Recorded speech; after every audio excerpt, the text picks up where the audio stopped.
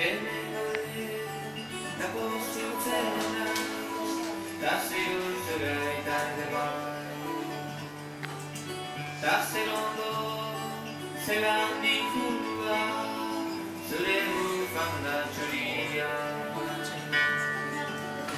Lauteiatu gainean, ilargia herrian. Zenbat urterekin hasi nintzen normal irakurtzen. 9 urterekin, gutxi gara bera.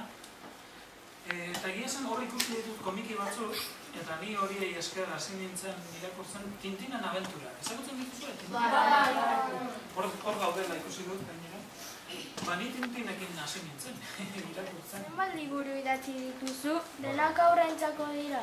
Jo, pila bat idatzi dut, Orain dela 2 edo 3 aste kurrikuluna eskatu zidaten. Badakizue kurrikuluna izaten dela paper batean zure lanak eta zure ikasketak eta jartzea, hori eskatu zidatenean, begiratu nuen eta 95 edo. Laizter egun liburu edukiko ditut ateratzen. Ez pentsatu gauza berezia denik hori, Zuek etzen duten entzungo, seguraski etzen duten entzungo behar bada bai.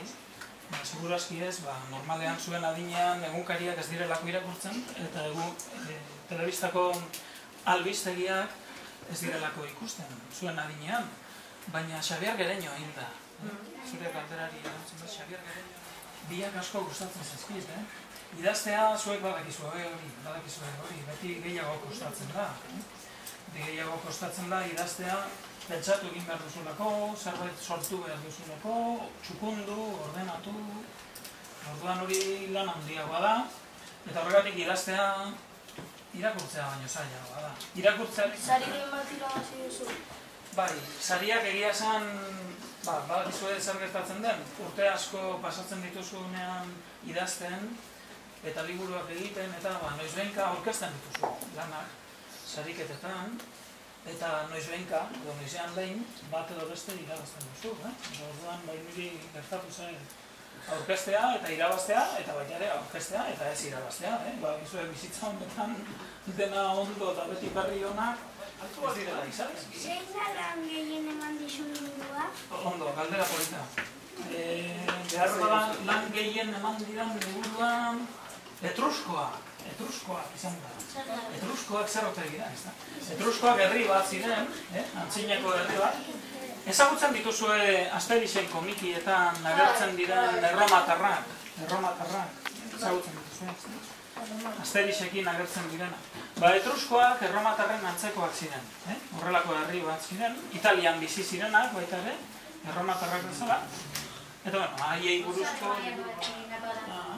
Egia esan eskartzen dizuet, oso ondo eginda dago, eta polita da, eta benetan leku hori existitzen da, badakizue leku hori benetan existitzen dela, ez da? Edo esan egiten, edo bai? Bai. Benetan existitzen. Araba eta Gipuzko artean dago. Eta, gutxikia ginenean, zuen adina geneukanean, edo erroa. Jongo nozue?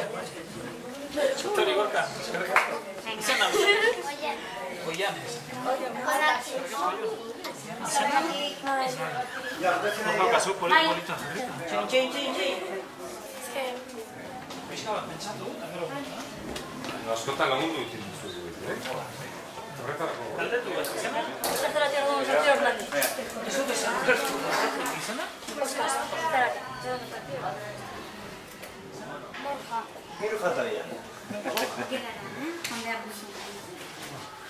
Azken hiruak,